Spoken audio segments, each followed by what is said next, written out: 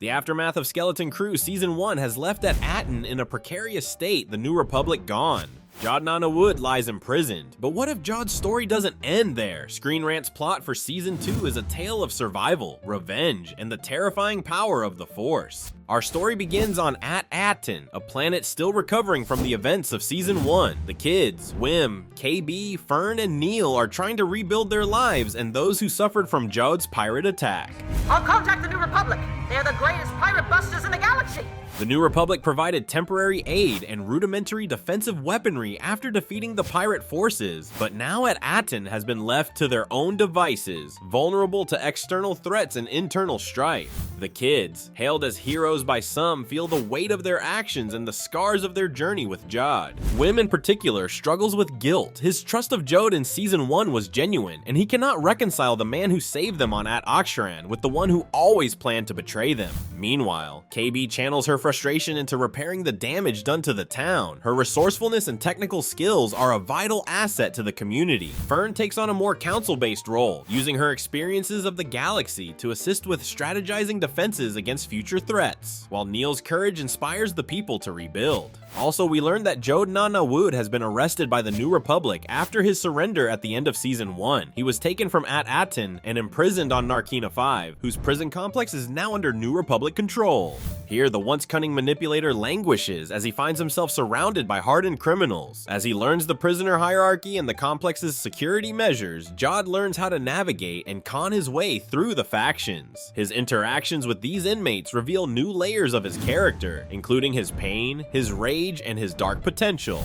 He observes the seeming injustice of the prison system, which mirrors the Empire's cruelty despite the New Republic's promises of reform. These conditions fuel his bitterness and convince him that the galaxy cannot be saved by its so-called heroes. During his imprisonment, Jod discovers that his connection to the Force has evolved since Season 1. His negative emotions, anger, betrayal, and a thirst for revenge are both amplifying his powers and being amplified by them.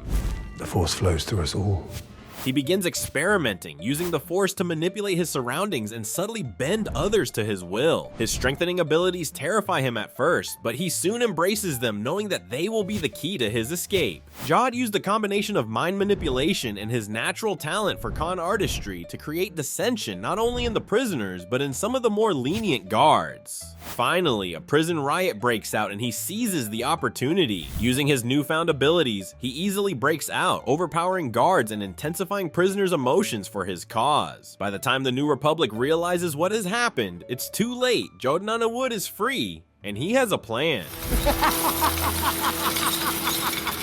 Back on At Attin, life becomes increasingly precarious. The planet's unprotected state attracts the attention of new travelers, good and bad. Due to the knowledge of At Attin's treasures, a new pirate gang, led by a warlord named Vardal Shin, emerges. Unlike the disorganized pirates from Season 1, Shin's forces are highly trained and ruthless. They begin raiding settlements and exploiting At Attin's vulnerabilities. The kids attempt to rally the people, but fear and mistrust make it difficult to organize a cohesive resistance. Some blame the kids for attracting danger to their once quiet planet, while others argue that they must take a stand. Is that working?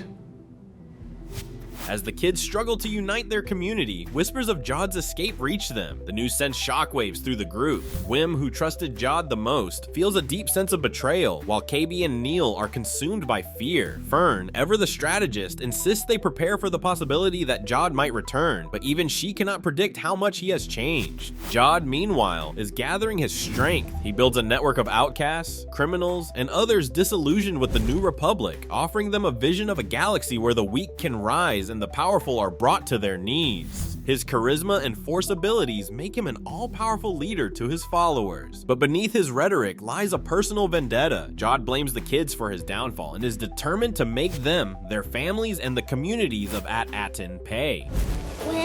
Pam. When Jod finally arrives on At Attin, he discovers a planet rife with destruction by Vardal Shin. He sweeps across the planet, easily defeating Shin's crew and stopping the violence. In a remote area of At Attin, Shin reluctantly surrenders to him. The pirate crew retreat. Jod then allows the people of the planet to see him as their savior, where the New Republic has abandoned them. Once news of his heroics spreads across the planet, he gains more followers eager to allow him full reign over At Attin in order to protect them. Eventually, he appears in the town square of the kids' home hometown, unarmed, and points them out as the creators of the dangers, calling them Republic spies. He delivers a chilling ultimatum to the people yet to side with Jod and his followers. Surrender the kids to him so they can face judgment, or watch as he destroys everything they've fought to protect. The kids, torn between fear and defiance, refuse to bow to Jod's demands. This sets the stage for a deadly game of cat and mouse, as Jod and his followers begin hunting the non-believers of At Attin, forcing them all into hiding. As the conflict escalates, the kids realize they cannot face Jod alone.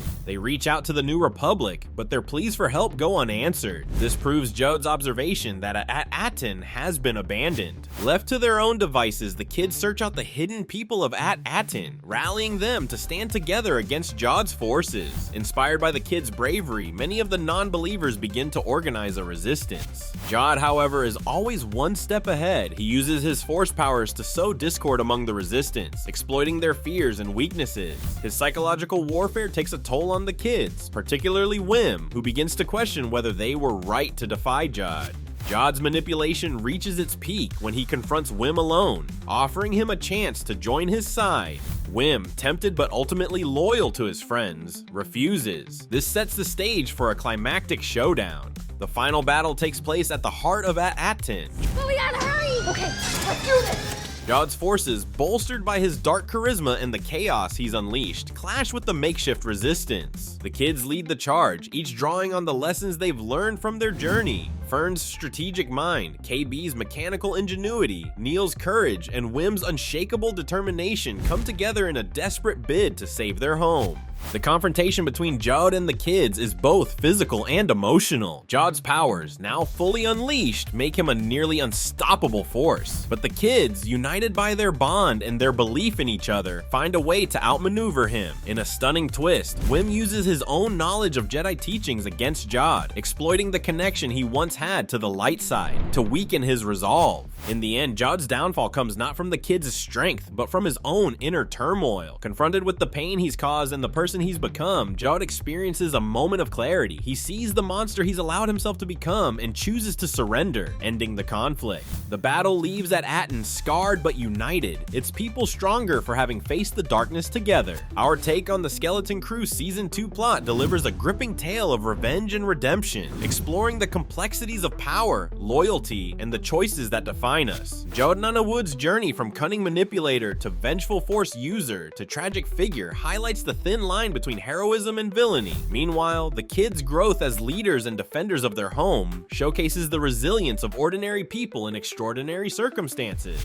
As the dust settles, questions remain. What is the New Republic's role in a galaxy still reeling from the Empire's fall? Can At Attin truly rebuild without outside support? And most intriguingly, what will become of Jod, now a prisoner of his own conscience? What do you think? Could this theory be the next chapter in the Star Wars saga? Do you have your own plot ideas for the next installment? Share them with us in the comments below. Thanks for watching Screen Rant.